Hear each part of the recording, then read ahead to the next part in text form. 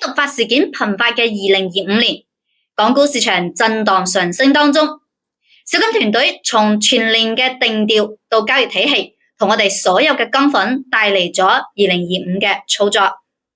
咁樣2026面對咗人性同埋風險並存之下，又應該如何去破局呢？大家好，我係小金，我哋港股研究第284期，同大家一齊回顧2025，展望2026。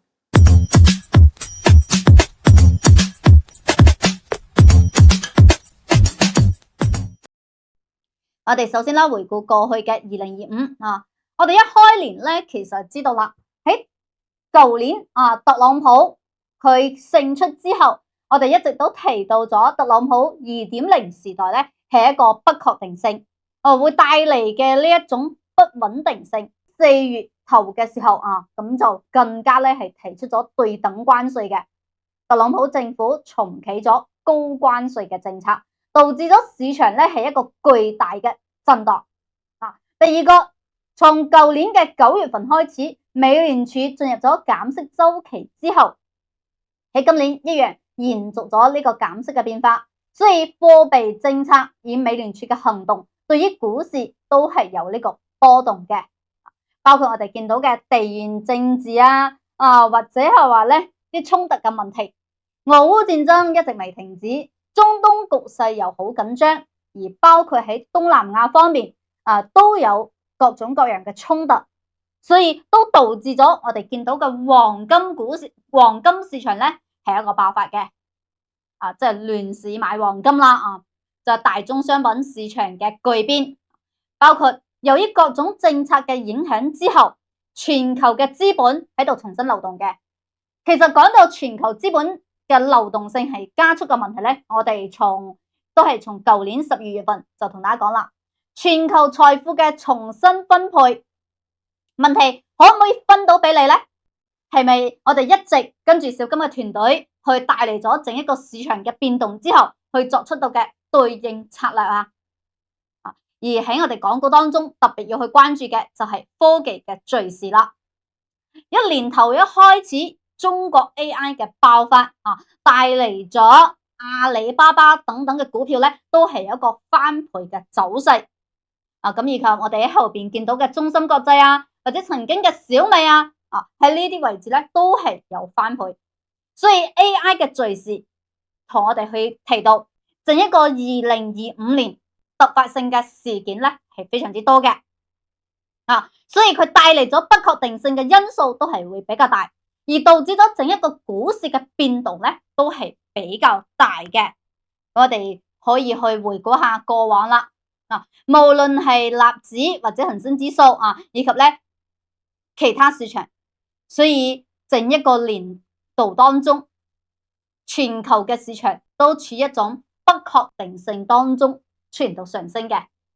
我哋一直都同大家講，2025年係特朗普嘅2.0時代2.0時代佢帶嚟嘅不確定性因素就非常之大啦咁喺呢種不確定性嘅上升當中，咁股票咧其實都表現，我覺得係一個種樂觀嘅態度，因為我哋首先第一個可以睇到美股嘅國運股票，亦即係 Tesla 點解稱為國運咧？點解唔係話Nvidia 係一個國運咧？點解 Tesla 係咧？因為 Tesla 佢整體咁影響到整個市場嘅變動咁以及咧，我哋發現喺 Elon Musk 嘅呢一個帶領之下，佢嘅轉變都係非常之迅速嘅。從之前嘅電動車咁到依家嘅落地特別我哋關注落地嘅問題因為話做 AI 係咪飄喺表面上咧？有人覺得咧話做 AI 飄喺表面上，算數啦。但係佢唔同嘅，佢落地，佢去做出到一個實體嘅產業，無論從佢嘅 robotics 定係人形機器人等等嘅問題，所以進行咗落實。我哋發現咧 Tesla 喺今年以嚟已經都升咗1倍嘅利潤啦。咁由於當時咧即係Elon Musk 同特朗普咧嗌交之後，市場做到嚴重嘅俾啲沽空機構去沽空佢啦，一度咧係跌到200蚊附近，所以隨即咧就出現咗呢個反彈。我記得我喺呢一度咧走咗呢一輪因為咧去把握咗呢一輪嘅行情。我第二輪咧喺呢一個位置去走咗第二輪，因為咧佢調整之後仲係佢嘅機會，國運嘅股票。而第三輪我就冇做到最高位哈，第三輪我喺呢個位置買嘅，我做到咗呢一輪。係唔係話面對咗一啲有國運影響嘅股票，始終你都係會有機會去把握嘅。呢一段時間，而呢一段時間以及呢一段時間，你話已經1年嘅時間啦，需唔需要我哋每時每日每分每秒都喺某一隻股票嗰度去操作㗎？我覺得唔係。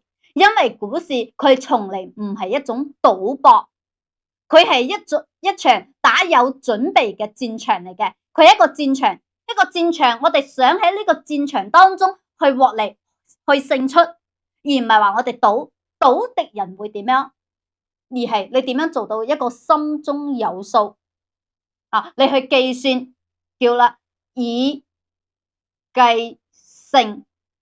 喺孫子兵法當中就有一個咁樣嘅講法啦。你可唔可以度出你盈利贏幾多啊？你可唔可以度出你盈利贏幾多啊？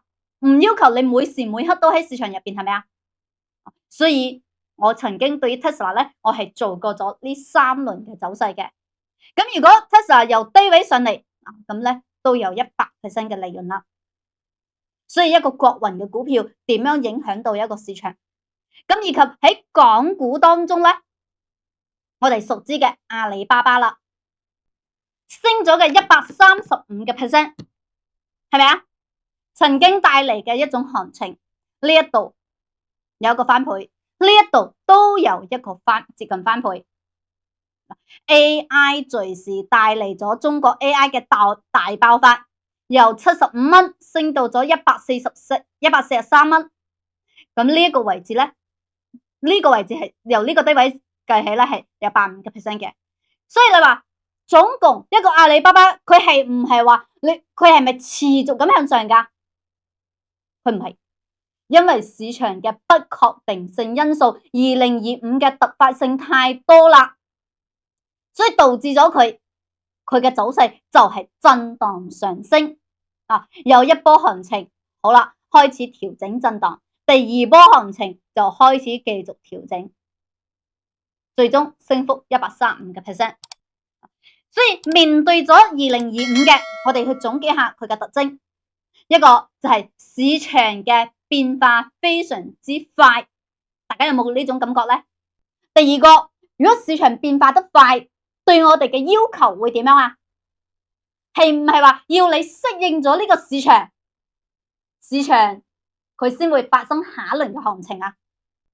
你要跟住市場嘅變化而改變，所以我哋嘅操作嚟講，難度係加大嘅，因為對於我哋嘅要求係更加高啦。我哋用以往嘅方法冇辦法再去解讀目前嘅呢一種走勢。咁第三個，好多人都驚方向唔清晰，所以你就左一巴右一巴，咁亂上升嘅邏輯被推翻啦。佢唔再係話高點咁樣抬高，而係升一輪，啪一聲跌翻落嚟，再升第二輪俾你。佢唔係一個非常之穩定嘅市場，所以我哋總結咗2025年。咁為此，我哋團隊做咗咩咧？喺琴日咧，靚老師都問過大家啦。有人話咧，我喺24年之前就跟蹤小金 channel 啦。特別咧，可能有部分嘅朋友，哇，我最近先跟蹤小金 channel 嘅，係咪啊？有冇咁樣嘅朋友啊？如果有咁樣嘅朋友，我哋都一齊去回顧下喺過往嘅1年當中，小金團隊為大家去帶嚟咗咩內容咧？我哋好啦，去總結一下。從大嘅環境要求我哋作出到改變，所以小金團隊其實2025年帶嚟嘅分享都比較多。咁我哋可以回顧下我第一次同大家去講咗嘅。我喺1月18號，我就同大家去講咗一個非常之重點嘅觀點，就係面對咗2025嘅不確定性，我嘅研究方向係堅持波段交易，做有價值嘅股票。有冇聽過？嚟有聽過嘅朋友覆返個 yes。面對2025嘅不確定性，我嘅研究方向係堅持波段交易，做有價值嘅股票。有冇聽過呢？所以其實咧，我喺1月18號就已經同大家去講咗，我對於2025年嘅港股市場我要做啲咩啦。由於市場嘅不確定性，股市震盪，你就會揾波段嘅操作。一個你嘅股票有冇波幅嘅，係唔係強勢股嘅？咁以及我喺2月份2月份咧，當時就同大家講咗，港股嘅春天已經嚟啦。由於 DeepSeek 嘅推動之後，港股嘅春天已經嚟啦。其實你唔難睇出啊，你睇整一個港股嘅變化嘅時候，你話港股嘅春天唔係冇咩？係唔係一樣有啊？因為你好明顯見到港股唔再繼續嘅下跌，唔係創新低啦，所以春天嚟咗啦。只不過呢一個春天都有一種倒春寒再上升，佢唔再係以往持續創新低嘅行情。曾經我哋都好受傷，從3萬幾點跌到1萬幾點，但係你睇咁樣嘅市場，相對於以往嚟講，係咪已經好啦？我哋喺2月份就同大家講啦，港股嘅春天已經嚟啦。咁特別我2025年，我覺得我做咗一個非常之大嘅決定，係咩呢？就係我哋嘅團隊一齊研究，我哋去堅持喺阿里巴巴嘅角度同大家去帶嚟咗更多嘅分析。有人就喺阿里巴巴當中2輪嘅行情都有把握。點解要去講阿里巴巴呢？有人話：小金你嘅團隊真係好叻喎，點樣又捉住阿里巴巴呢個上升啦？原因好多，從技術層面，咁大家發現阿里巴巴嘅技術分析嚟講冇問題嘅，包括有啲啟動點等等嘅問題。咁我決定講以阿里巴巴作為我哋喺2025年嘅研究嘅重點股票嘅原因之一，就係佢依家從電商轉到 AI 啦。佢唔單止係一個電商嘅股票，佢唔係話我只係做淘寶，佢已經轉型 AI 啦。時代要求大家喺度發生改變，發生呢個轉型嘅時候，佢已經成功轉型到 AI 啦。咁我點解喺2025年當中一定要去講阿里巴巴嘅原因？點解喺美股有人一直去關注 Tesla 嘅原因？其實都係一樣嘅。我哋要選有價值嘅股票去進行到操作。喺點樣操作啊？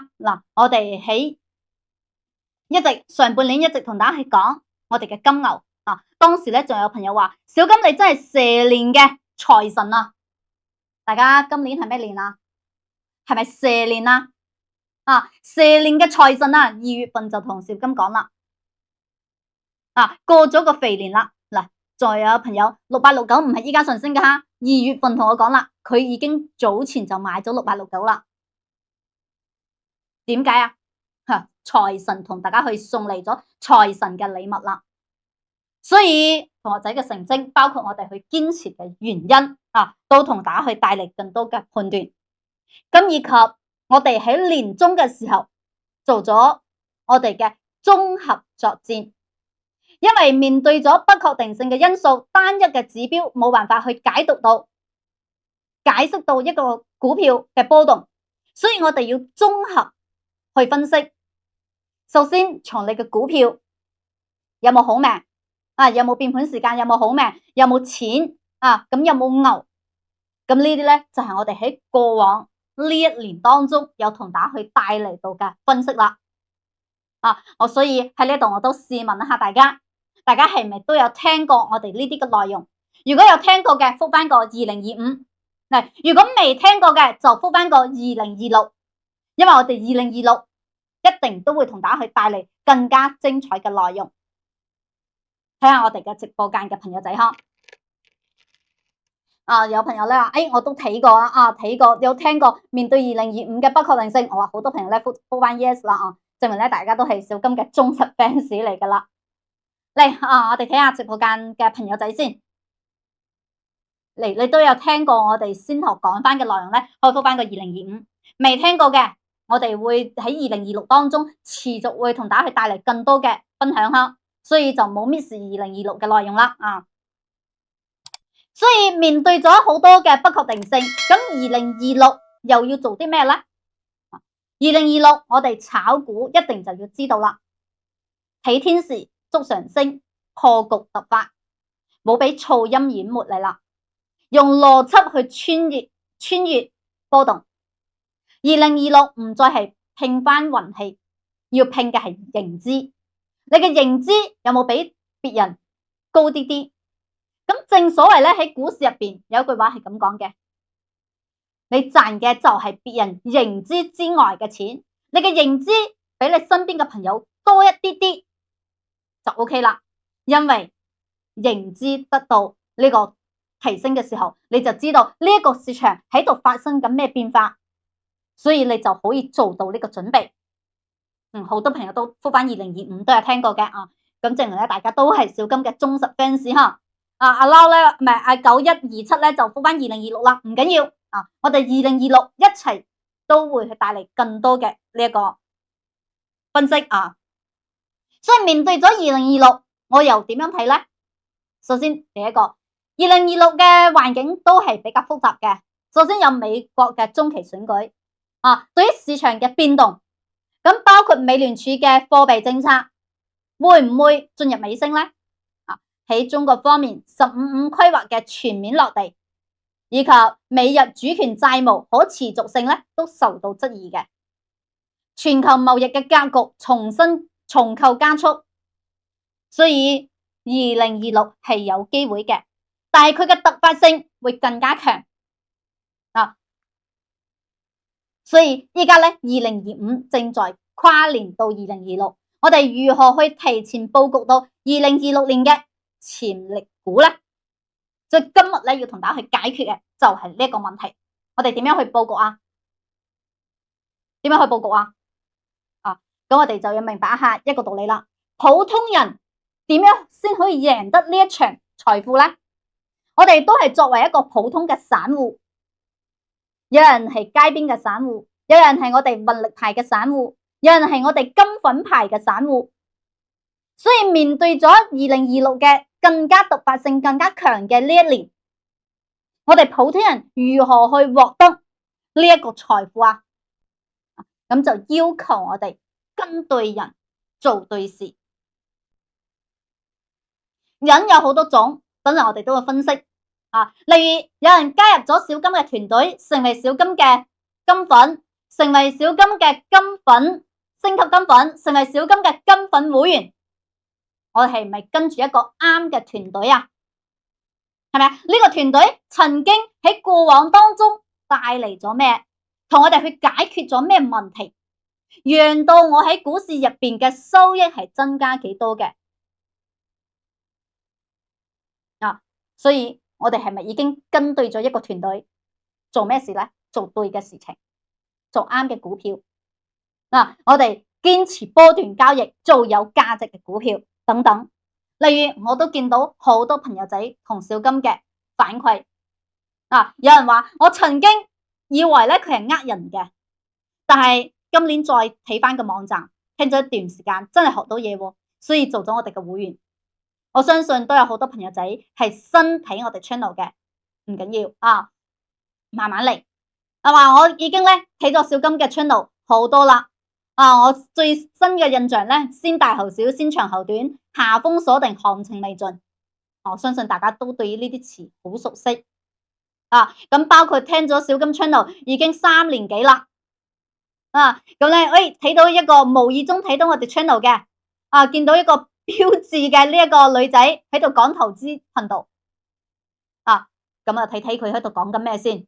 哇，原嚟咧從嚟冇聽過嘅分析咁都睇過呢個系統嘅犀利啦咁都有朋友失去咗信心，曾經失去咗信心啊，記得舊年跟咗我哋 channel 學習咗1年嘅時間啦，記得舊年啊，咁應該係10月份嘅市場大跌啦，被套啦，心情極差。咁完全咧靠翻我哋對於股市嘅分析啊，帶住行出黑暗，重拾信心。所以我每次咧睇翻大家嘅留言，我都覺得我喺度做緊一件非常之有意義嘅事情。啊，點解有意義咧？因為係幫到大家嘅。啊，我哋係一個咩關係啊？有人話你係唔係就係 sell 我呢個系統啊？如果你真係咁樣諗，我覺得你錯啦。其實我哋嘅關係，我覺得應該係師生朋友，或者係話咧，我哋係一個雙贏嘅關係。小金團隊帶住你，教翻你嘅方法，你可以行到你自己嘅目的地，你可以收穫得更加多。當然，你借助咗工具啊，小金為此喺呢個工具嘅基礎上，都同大家去帶嚟更多嘅呢一個判斷嘅時候，所以我哋嘅盈利係越嚟越多，我哋嘅會員嘅盈利越嚟越大啊！包括都有好多朋友嘅分析啊，嗱，跟咗小金嘅 channel 2年啦，起初咧聽嘅時候有啲道理，方法 OK 喎，啊，但係唔明白背後嘅邏輯，所以中途被震走啦，即係懷疑人生呵。咁咧，終於接受呢個現實啦，跟住個系統去學習啊，延續持續去學習，咁先揾到呢個真正嘅答案啦。知識加工具加操作，缺一不可啊！真係增值咗唔少，所以收益良多啊！咁包括我哋仲有好多朋友喺我哋嘅 channel 當中，真係有好多嘅留言啊！咁咧，之前咧反覆輸錢。咁依家咧開始盈利啦，係咪啊？我無意當中見到小金嘅 channel，覺得幾好喎，所以都加入咗我哋嘅金粉會員啊。包括好多人仲關注阿里巴巴嘅，係咪啊？啊，小金咧真係言之有物喎，真係一個有真材實料嘅人喎，所以就成為咗我哋嘅粉絲啊，訂閱咗我哋嘅 channel， 咁咧都成為咗正式會員。咁包括仲有好多呵，嗱。初初聽咧冇乜特別，越聽就越有料，真係幫助到唔少。咁包括用有幾年嘅時間啦都有，所以我每次咧即係睇緊大家嘅留言嘅時候啊，咁大家其實喺我哋嘅 channel 當中都可以揾到呢啲留言呵，喺 channel 當中噶啦啊，係唔係加入咗一個啱嘅團隊啊？做咗一件對嘅事情啊？嗱，咁為此我哋嘅2025嘅利潤就持續喺度放大你嘅利潤啦。所以喺未來，我哋又應該點樣持續讓我自己嘅戶口更加牛咧？係咪啊？我點樣持續去盈利咧？首先我哋要改變獲利嘅新思維，有改變啦。第一個，從本質上要解決買賣點嘅問題。我哋賺唔到錢，無非你唔知買點喺邊度，唔知賣點喺邊度，所以從本質上要解決買賣點嘅問題。第二個，認清主力機構操盤思維嘅模式，佢哋代表咗資金啊，咁同埋仲要擁有自己嘅操盤交易體系，係一個體系，唔係單一個方式，仲要及時去把握到近期嘅投資方向。所以我會喺今年當中都會延續呢一個內容咧，會同大家去帶嚟更多嘅分析